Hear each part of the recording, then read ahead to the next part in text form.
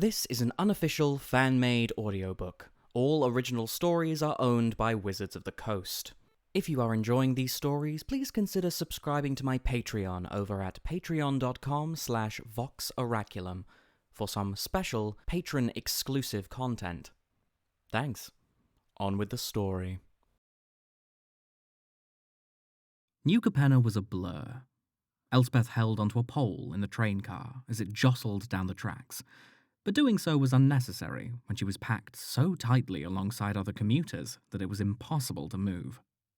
With a lurch and a groan, the train came to a halt at the main station for the Mezzio, the beating heart of the city, and exhaled smoke and people. From this station, golden elevators in the shapes of giant beetle shells lifted the wealthy to Park Heights. Workers rose from Chaldea via steam-filled stairwells. She fit in easier with the latter than the glittering fashions of the former. Elspeth assessed her clothing. Her trousers were plain and sturdy, and she'd rolled up her sleeves and kept her vest open to fight against the heat of the train. Even though the dome surrounding New Capenna kept the city consistently temperate, it was sweltering among all those bodies. Her labours also kept her temperature high throughout the day. As eager as she would be to indulge the fancier fashions of New Capenna, and survival meant practical clothes she could work in. She kept her head down and took odd jobs throughout the city as she could find them. On the surface, she was no different than any of the others. And yet, Elspeth rubbed her midsection lightly. There was still a hollow feeling that had been carved into her by Godsend's blade when Heliod impaled her. She had been hoping to heal that ache in New Capenna, but she still didn't feel quite right in this new place. She was so lost in her thoughts that she didn't see the sprinting Leonin until it was too late.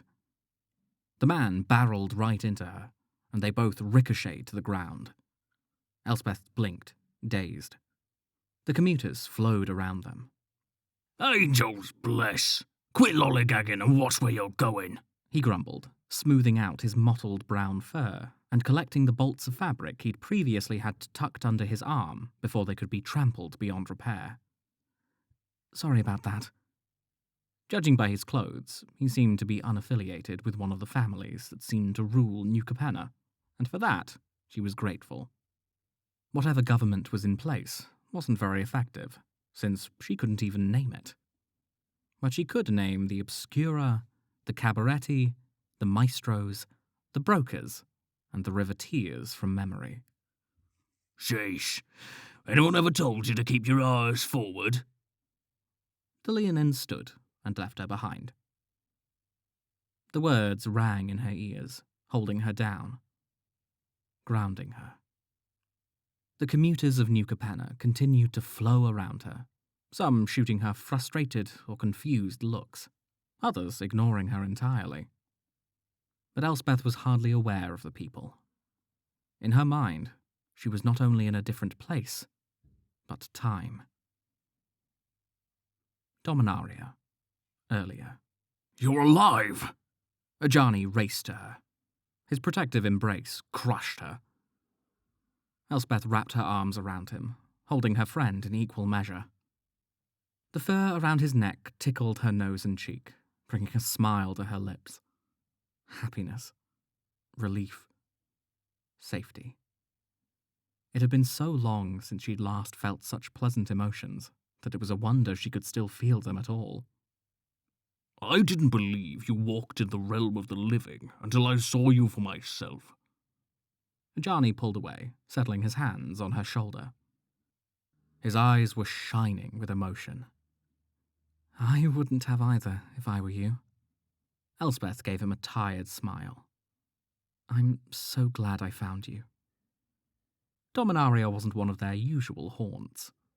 They had met here once before, long ago. She was relieved it hadn't been so long ago that she couldn't still track down her old friend in this mostly unfamiliar land. What brings you here? I would have expected to find you on Naya. "After defeating Bolus, I came here to meet with Khan and the Gatewatch to discuss the Phyrexian threat. but there will be time for business later. Ajani shook his head, as if dismissing the notion. How are you here? It's a long story. Elspeth told him of her time in the underworld, following her death at Heliod's hand, and how she had tricked the god of the sun into another confrontation. In doing so, she gave Erebos, god of the dead, an opportunity to imprison Heliod. Erebos was so grateful to me for helping him settle the score with his old rival that he let me leave. Ajani was silent for a long while after she finished. He stared intensely at nothing in contemplation. She had seen the look on her old friend many times, and knew better than to jostle him from his thoughts when he was like this. However, usually, this expression didn't involve her. For as exciting as it was to see him again, a small part of her was afraid. They had been apart for so long, and so much had happened to them both. She had returned from the dead. He had begun working closely with the Gatewatch, and Khan investigating a looming threat. What if he saw her in a different light now? Would he judge her for the things she'd done? He shifted on the bench they sat on, and slowly, purposefully, collected her hands in his. Staring her right in the eyes, he asked, How are you? What? Elspeth sat a little straighter. Elspeth, how are you? You might be one of the strongest people I know, but I cannot imagine the toll on your body and spirit of what you've been forced to endure. The upheaval, when all you've wanted for so long is stability. And Daxos, I know how much he meant to you. It was her turn to look away. Otherwise, he'd see right through all her guards and into the profound hurt she still harboured. Elspeth wanted to be strong. She wanted to put all this behind her. But Ajani knew her too well for that. He knew how deeply she had wanted Theros to be her home, her rock, some stability in a multiverse of constant upheaval. How much she had sacrificed for her lost love, only to have him return as a man she no longer recognized. The hardest part, she began slowly, is having nowhere to go. Calyx hunts me, and while I think I can shake him, where would I go when I do? There is no future with Daxos, not as he is now. No plane will ever be safe. And without safety, there could be no home. That was a lesson she'd learned from an early age. That lesson was what had prompted her to seek out Theros, a land protected by gods. But if the gods didn't mean safety, then whatever could. Elspeth laughed, a bitter note creeping into the sound as she thought of how hopeless it all seemed in that moment. I fought so hard to escape Erebos' clutches, and for what? Some days I don't know the answer. Ajani sighed. Elspeth, home is not a place, it is a feeling. It is the people who share your dreams, and those whom you trust. That's easy for you to say. You think so? He seemed mildly offended. You're at home wherever you go. I've always had to hunt and fight for mine. I am home wherever I go because I am foremost at home in my own fur. You must first. I don't expect you to understand, she interrupted, and withdrew her hands from him. She couldn't bear the conversation for a minute longer. It was futile to even hope for him to comprehend the pain of being a lost child. You're right, Ajani admitted. I might not understand the depths of your pain as acutely as you might hope, but you are still my dear friend, and I don't have to know every nuance of your suffering to see the wound and want to help you mend it. There is nothing you could possibly do. I can encourage you to keep your eyes forward. look to the future. Don't let the demons of your past consume you. I have no demons. Saying so would have been far more convincing to them both if she didn't sound so bitter and defensive. Home will come from within, when you've reclaimed your purpose. Look inside and trust yourself. If you don't, you'll never become who you are truly meant to be. You will never find peace, and there is no home if you cannot find contentment with yourself. I didn't come to you for a lecture.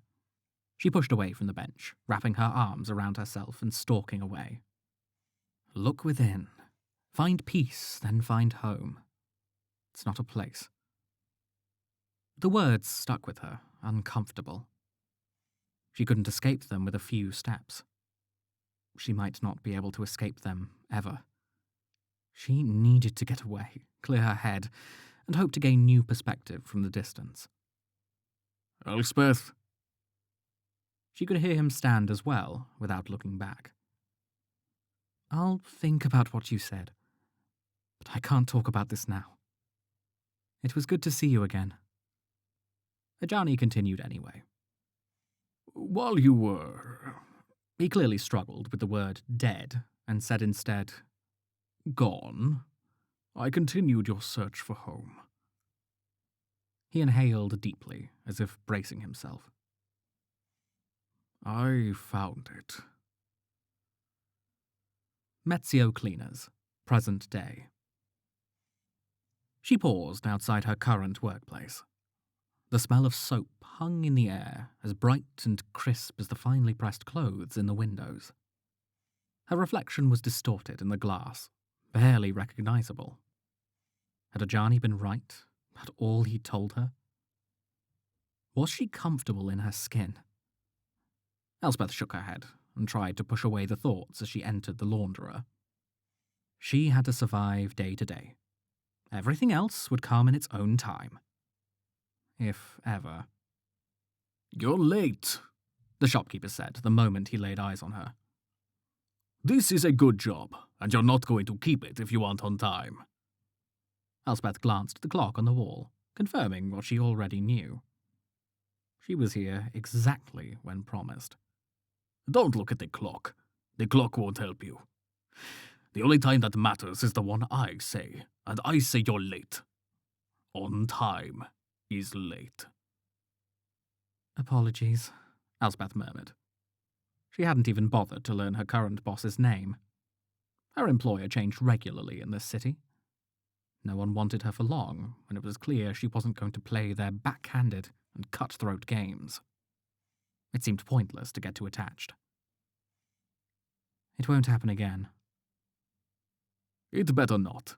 I can use muscle like you. He made a jerking motion with his thumb toward the back door. Now, I have 6 bags for you to bring to the cargo trains. Get to it, and you'll earn today's wages. Elspeth didn't waste any more time or words with the man, and did as she was instructed. The back room of the cleaners was separated into 6 segments, one for each of the 5 crime families, and one for the general populace. Because angels forbid that even their laundry touched. She hoisted one over her shoulder and made her way back out, lugging it all the way to the central station of the Metzio before hiking back. The entire time, Elspeth listened to the citizenry around her. No one paid her any mind, even when she lingered a little too long, or slowed her pace when there was a particularly fascinating conversation. She used every new job as an opportunity to learn all she could about New Capenna. Maybe, eventually, she would hear just what she needed to be certain this was her home. The door to the shop was ajar on her last trip back, enough so she could barely hear the conversation happening inside. "Make sure you pay what you owe," an unfamiliar man snarled. "I promise, I'll get you the money." The shopkeeper's usual stern, confident voice quivered. "Just give me another week." "Another week?" a woman laughed. "You've had a month. We've been more than generous." "Another day. 2 days, please. I'm begging you. Elspeth had never heard the shopkeeper sound so afraid, so meek. A sinking feeling pulled her shoulders down, settling in her gut with a faint aftertaste of disgust in the back of her throat. These people were preying on the hard-working residents of the city. Should I intervene? No, it wasn't her business. For all she knew, the shopkeeper had done something to merit this fate. She should just ignore it and... 2 days? I'm sure there's some money laying around. Smashing and breaking sounds were followed by gruff laughter. A man's whimper, cut short by a dull thud and more cackling. Elspeth was a blur as she pushed through the door, beholding the carnage the strangers had wrought. Mannequins were headless and broken on the floor. The formerly pristine clothes they had worn lay in heaps. The till was smashed around the bloodied and broken body of the shopkeeper, 3 men and a woman looming over him. The 4 assailants' pale eyes turned to her. "What do we have here?" said a man with dark hair. He had been the first voice she heard. The leader, Elspeth assumed. She's just a customer. The shopkeeper fought for every word. He was the last person she expected to try and protect her.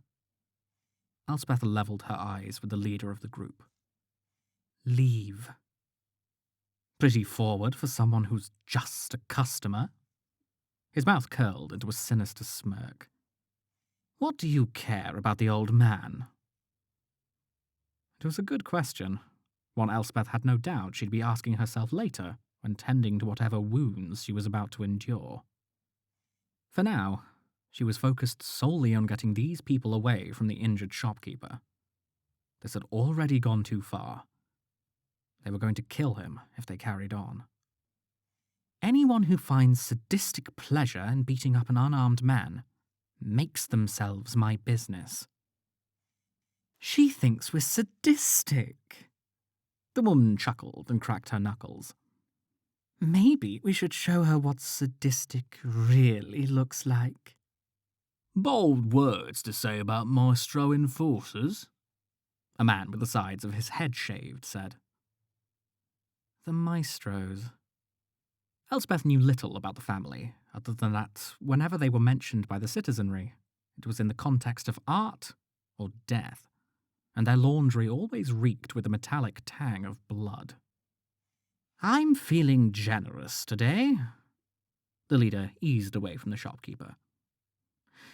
I'll forgive you for that poor choice in words, and let it not be the last mistake you make on this earth if you empty the contents of your pockets.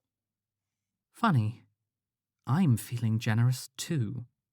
I'm ready to let you all walk out of here with your kneecaps intact if you leave now, Elspeth retorted. People like this only understood violence. So, if threats were what it took to lure them away, then she'd be the bait. Why you? Growled a man wearing red gloves. That's it! The woman lunged, but her leader grabbed her shoulder and held her back. He glared, leaning toward his subordinate, their noses almost touching. I'm in command here, and we do not attack people unless I say so. But... And I say that we're painting the streets red with her. He released the woman, and Elspeth didn't wait for the attack to come. They had risen to her goading. She'd sufficiently distracted them from the shopkeeper, and now it was time to save her own skin. 4 opponents wouldn't usually be a problem for her, but given that they were armed to the teeth, a tactical retreat was for the best. Elspeth dashed into the street, the 4 maestros hot on her heels. She ducked and weaved through the crowded streets of the Mezzio. Most shot her dirty looks, but continued about their business, fighting and bloodshed an all too common occurrence for the citizenry of New Capenna. You think you can outrun us? The woman had caught up to her, pushing a couple to the ground in her pursuit.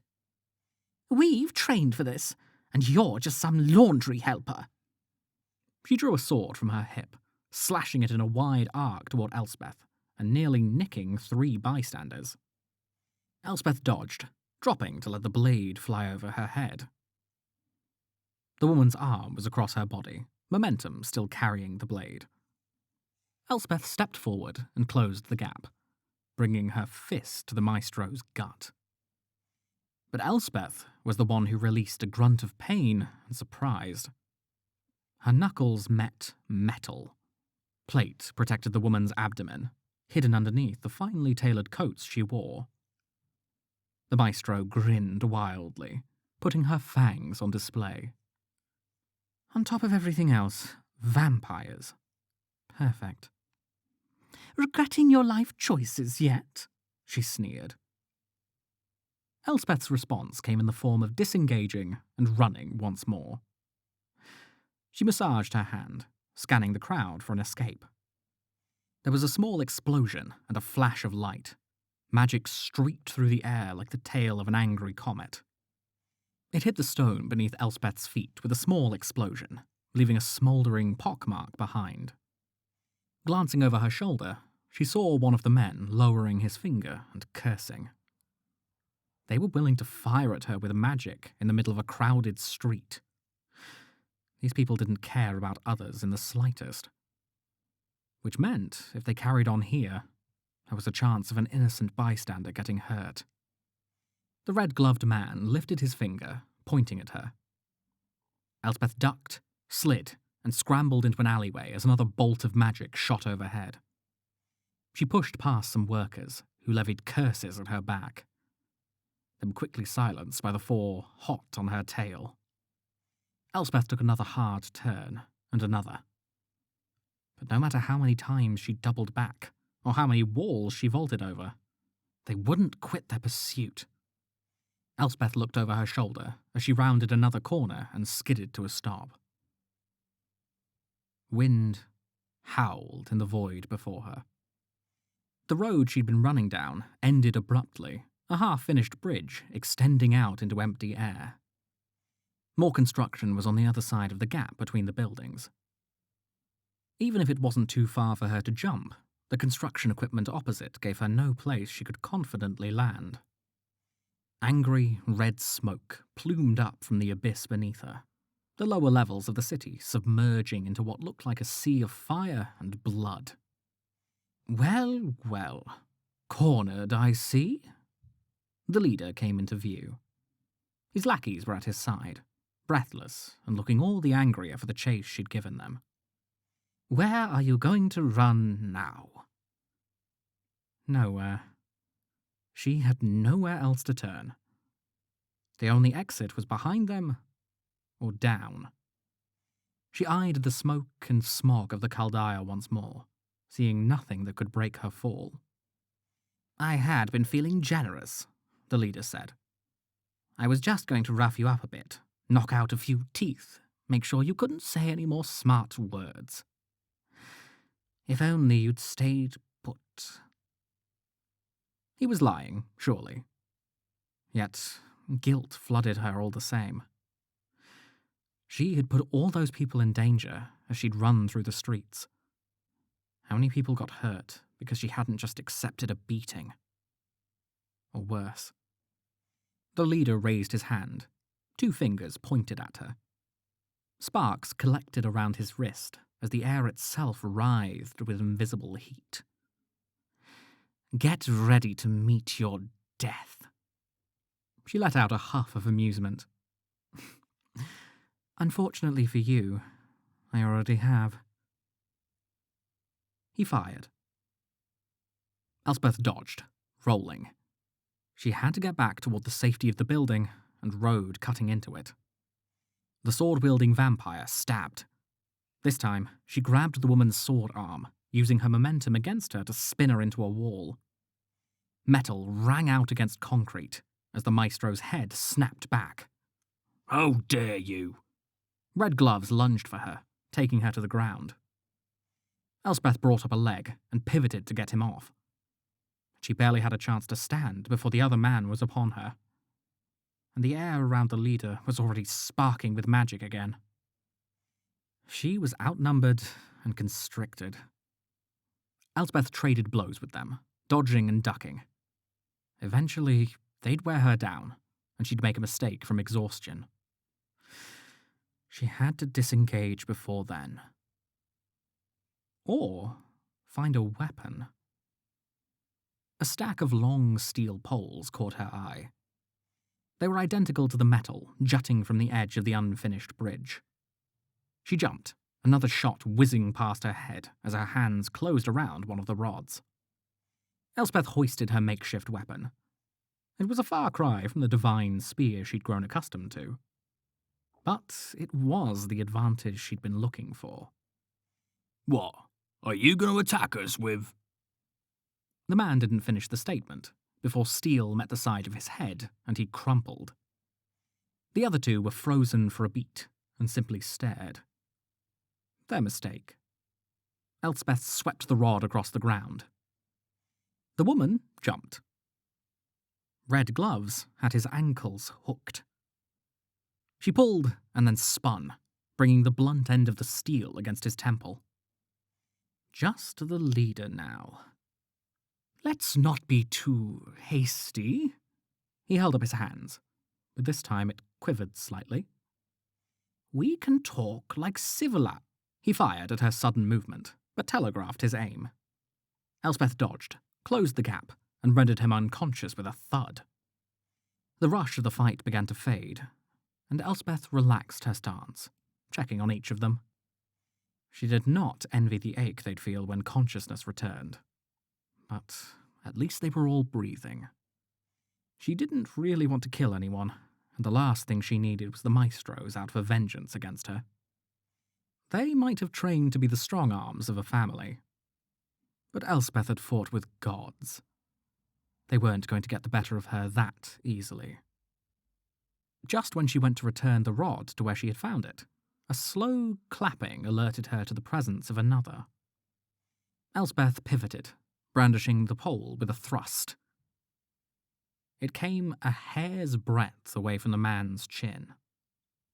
He had fair skin and dark hair, slicked back close to his head and curling around his high steel collar. Carefully manicured stubble lined his jaw and his mouth, accentuating a wicked grin. His armor was too similar to the people she'd just felled to be chance. Your buddies are just taking a nap. She looked him right in his pale eyes. I don't want any more trouble.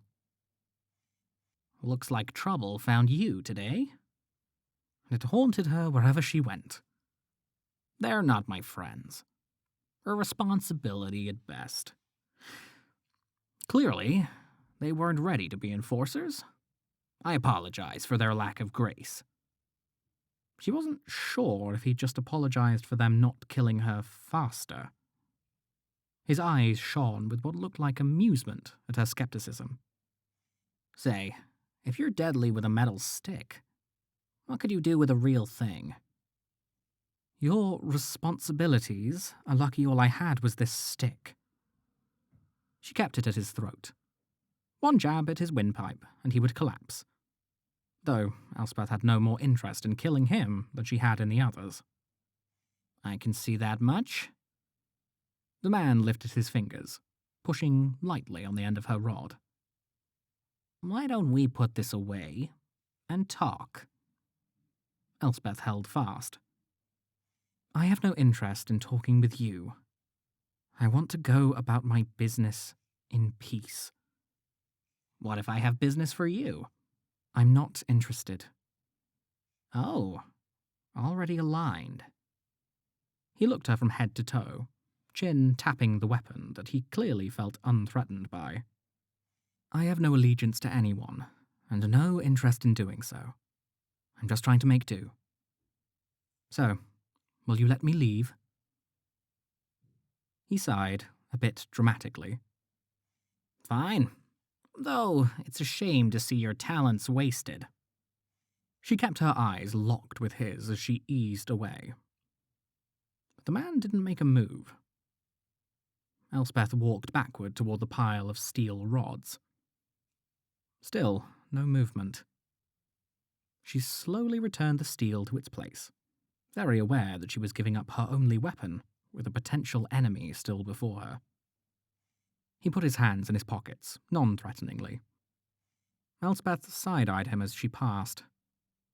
He let her go. She was back in the shade of the building when he spoke again. You know, if you were interested in making do a bit easier, there's good money in the work. Elspeth glared, but he continued anyway. Fine. Not motivated by money. Halo, then. She stilled. Ah, always Halo, isn't it? Elspeth had heard the word Halo mentioned, but she had yet to find any solid information on what it was. What about it? You could get a regular tipple, if that's your desire. We might not be cabaret, but that doesn't mean our storehouses are dry.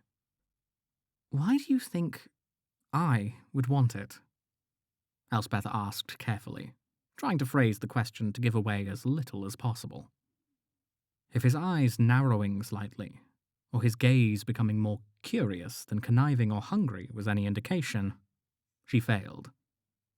You're not from round here. Of course I am. Elspeth shrugged and continued walking.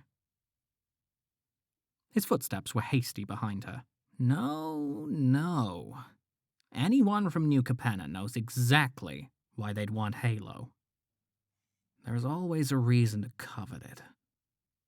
He looked at her with new eyes.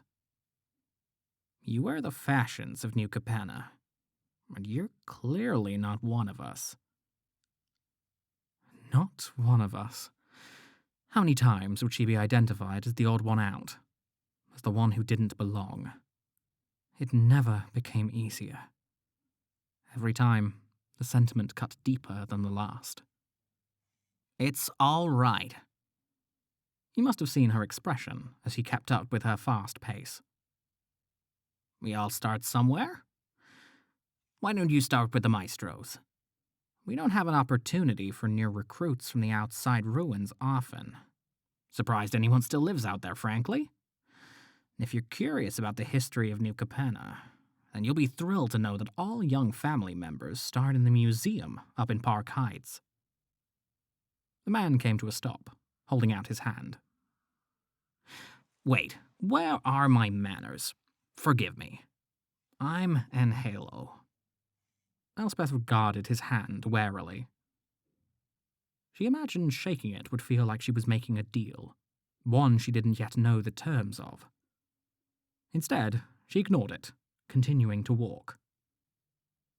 But said, Elspeth. Elspeth? Huh. You're a few generations out of date for a name like that.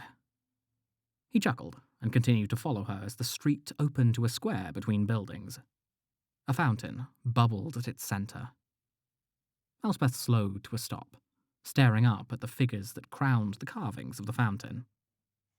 Oh, curious about that? And Halo chuckled. They're all over the city, aren't they? They? She prodded lightly, seeing just how willing he was to give up information to her. To her surprise and delight, he continued. The angels. He nodded to the two figures, locked in battle. A winged woman held a sword triumphant over a fallen foe. But she wasn't the one that had caught Elspeth's eye. It was the hunched and spined creature reaching up for the stony woman with its clawed, bony fingers and open maw. A creature of sharp angles and nightmares. There are sculptures of angels all over the city, as if we're supposed to revere them for an ancient battle or some such. The only thing they ever did that matters anymore was vanish and leave us the scraps to fight over. An ancient battle. Angels. Elspeth stared at the creature the angel was locked in battle with. And Halo might not know what it was, but she certainly did. A Phyrexian. Dominaria. Earlier. While you were Johnny clearly struggled with the word dead and said instead, Gone. I continued your search for home. I found it. "What?" Elspeth spun in place, her sole focus on him once more. Her heart hammered. Home. The place she had left when she was a child, and had never been able to find again. It's called New Capenna. New Capenna, she repeated, as if trying on the words to see if they fit around the shadowy and unclear picture she had in her mind of home. Why didn't you tell me sooner? I was more focused on seeing how you were. This makes me excellent. New Capenna. Truly. Yes, and according to Khan, there might be more to its history than just your own, Ajani said with a heavy note. There are plans to attack New Phyrexia, but we don't want to make any movement before we're ready. Before we know we can win. What does New Capenna have to do with the Phyrexians? Worry threatened to strangle her joy. Phyrexians sowed destruction wherever they went. Was there even a home for her to return to? There are rumors of a past incursion there, and since New Capenna is still standing, that means they defeated the previous threat. And you want me to find out how? Elspeth surmised. Exactly. Ajani grabbed her shoulder as she moved to leave. Before you go, promise me you'll think about what I said.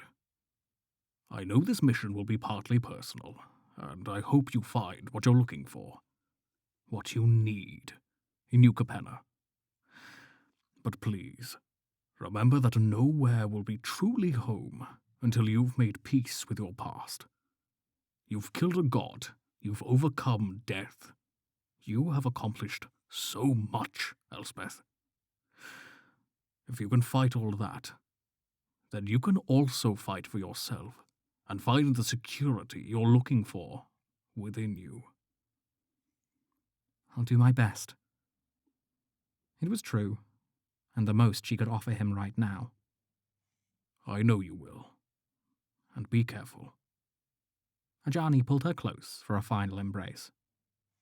Don't ever make me see or hear of your death again. I'd like to avoid that too, friend, Elspeth said with a soft chuckle. Levity was filling her for what felt like the first time in years. She didn't look back as she planes walked away, headed for what she hoped was home. Metzio Square, present day. In any case, what do you say? Angelo pressed again. Good money, room and board, and all you have to do are a few jobs here and there. A few jobs. She knew exactly what those would entail. Elspeth had no desire to get her hands bloodied in the turf wars of New Capenna. But if what he was saying was true, then this was the best opportunity she'd found so far to learn more about this strange place and uncover its truths. To find out if Ajani was right, and this really was her home. And the Maestro's Museum has more information on sculptures like this. More information? He laughed. Even better. The family owns hundreds of sculptures like this, thanks to our curator.